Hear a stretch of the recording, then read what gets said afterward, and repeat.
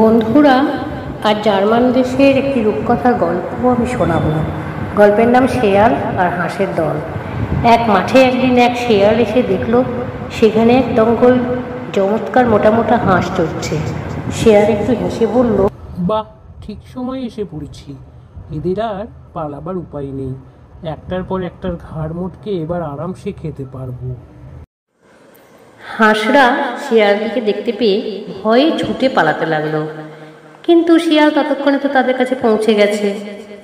হাঁসেরা আর কি করে, শিয়ালের কাছে মাথা নিচু করে হাত জোর করে নিজেদের প্রাণ ভিক্ষা করলো। শিয়াল তাতে কর্ণপাতও করলো না, বলল, দয়া টয়া দেখাতে পারবো না, তোমাদেরকে এখনই মরতে হবে। আমি তোমাদের এক একজনকে আজই এখনই খাবো।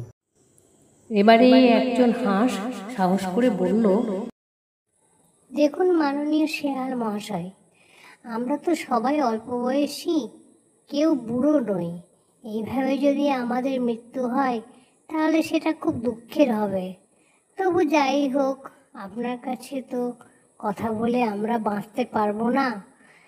তো শেষে আমাদের একটি ইচ্ছা আছে, সেটা যদি পূরণ করেন তাহলে খুব ভালো হয়।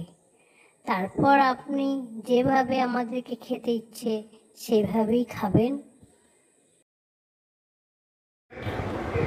শিয়াল হাঁসেদের কাছে তাদের শেষ প্রার্থনাটা শুনতে চাইলে হাঁস বলল, মারা যাবার আগে 1 ঘন্টা আমরা ভগবানের কাছে প্রার্থনা করতে চাই।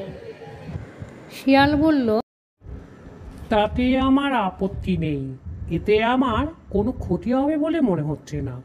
বেশ, প্রার্থনা শুরু করো। এরপর হাঁসেরা এক সারিতে দাঁড়িয়ে গেল।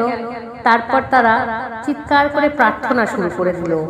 তাদের প্রার্থনা মানে ছিল কান ফাটানো চিৎকার। আসলে তারা তাদের প্রাণ বাঁচাবার জন্য চিৎকার করে কারোর সাহায্য চাইছিল।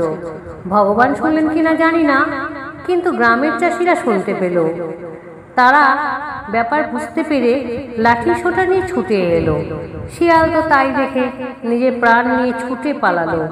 হাঁসদের সেখান থেকে সরিয়ে নিয়ে যেতে যেতে মোড়ল বলল, দুষ্টু শিয়ালকে এবার চোখে চোখে রাখতে হবে, অথবা ওকে ধরে ওর উচিত সাজা দিতে হবে, বুঝলে?